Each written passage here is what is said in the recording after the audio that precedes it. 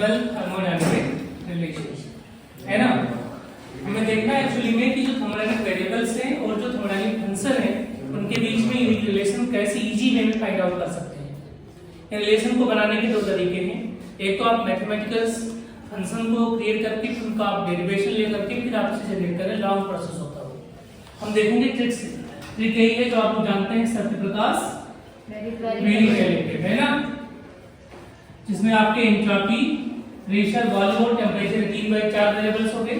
इनके बीच में आपके पास ये हो गया हेल्महोल्ट्ज का फ्री एनर्जी फंक्शन, गिब्स की फ्री एनर्जी, ठीक है, ये सारी एंथैल्पी हो गई। ये हेल्महोल्ट्ज का फ्री एनर्जी फंक्शन है और ये हो गया आपका इंटरनल एनर्जी। अब हमें ये देखना है कि रिलेशंस बनेंगे कैसे, किस तरीके से। तो एक एरो इधर हो गया और दूसरा एरो इधर हो गया। तो थंब रूल में ये सीखना है कि जब कहीं पर भी एरो किसी से दूर जा रहा हो, है ना, जब दूर जा रहा हो एरो तो प्लस लगाना है, और जब एरो किसी के पास आ रहा है तो क्या लगाना है, माइनस लगाना है, ठीक है। तो हम सबसे पहले रिलेशन की बात करते हैं, उसी को देख के बाकी सेकंड रिलेशन आप लोग खुद बनाएंगे। मान लीजिए आपको रिलेशन चाहिए h का, ठीक है। तो जिस फंक्शन का रिलेशन चाहिए आपको देखना है कि वो फंक्शन किन दो लोगों के बीच में है। h किसके बीच में है, s और t के। तो आप लिखेंगे h is equal to b s and t। फिर क्या लिखेंगे यहाँ पर dh ds dt। अब मुझे चाहिए कांस्टेंट, तो मैं यहाँ जाऊंगा s के पास गया तो s से एरो दूर जा रहा है, पास जा रहा है, दूर जा रहा है तो प्लस होगा। किसके पास जा रहा है, t के पास, तो प्लस का t हो जाएगा यहाँ पर।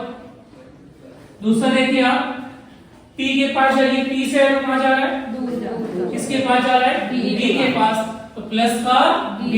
तो ये आपके पास हो गया dh is equal to p ds plus dt। पहला रिलेशन तैयार हो गया। अब इससे हम और सारे क्वेश्चन भी जनरेट कर सकते हैं। जैसे मान लो अगर मैं कहूं आप लोगों से कि एट कांस्टेंट प्रेशर, क्या एट कांस्टेंट प्रेशर, इसका मतलब जब प्रेशर कांस्टेंट होगा तो क्या जीरो होगा, चेंज इन प्रेशर जीरो हो जाएगा। इसका मतलब डीपी क्या हो जाएगा, जीरो हो जाएगा। अगर डीपी जीरो हुआ इसका मतलब ये टर्म ही क्या हो जाएगा, जीरो हो जाएगा। उस केस में dh इक्वल टू क्या मिलेगा, ds। तो क्या मैं आप लोगों को बता सकता हूं कि dh अपॉन ds ऐसा कब आया है, एट कांस्टेंट प्रेशर, किसके बराबर हो गया, टेंपरेचर का रिलेशन निकल गया। सिमिलरली दूसरा रिलेशन आपको इसी से बनाना है, at constant entropy, at constant entropy, मतलब कि ds क्या हो जाएगा, जीरो। ds जीरो का मतलब ये वाला टर्म जीरो हो गया, ओके। तो क्या मिलेगा यहां से, dh is equal to v dp। तो यहां से बताइए क्या हो जाएगा, dh upon dp at constant बताओ क्या लिखो, एंट्रोपी। इसको एंट्रोपिक प्रोसेस हुआ, क्या मिल गया, वॉल्यूम। तो ये टेंपरेचर का रिलेशन मिल गया और वॉल्यूम का रिलेशन मिल गया। ये इनके एप्लीकेशन पार्ट है, क्लियर है। जहां भी वॉल्यूम होगा मैं ये लिख सकता हूं उसकी जगह पर, जहां टेंपरेचर होगा उसकी जगह पर ये रिप्लेस कर सकता हूं। अगर नहीं ये है तो इसका मतलब टेंपरेचर ही है।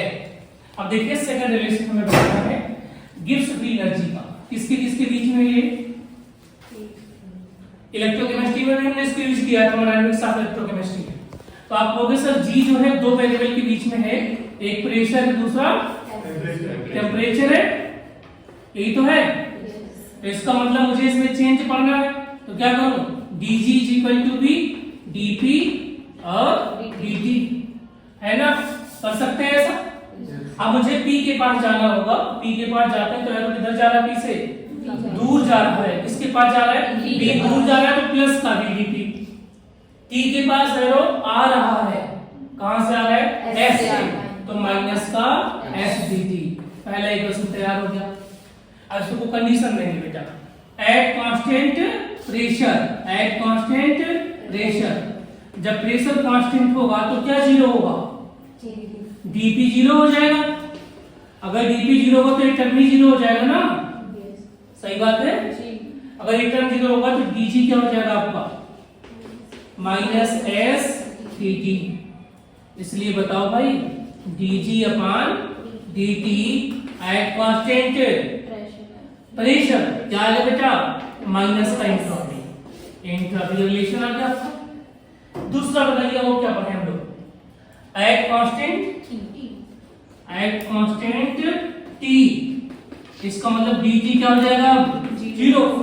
अगर dt जीरो हो गया ऐसे केसेस में क्या मिलेगा आपको, dg is equal to b what, bdp, या आप लिख सकते हैं dg upon dt at constant t equal to b volume पर रिलेशन। और अगर इसका मतलब ये चीज सेम होगी ना, बोलो ये इसके बराबर होगा नहीं होगा, यस सर।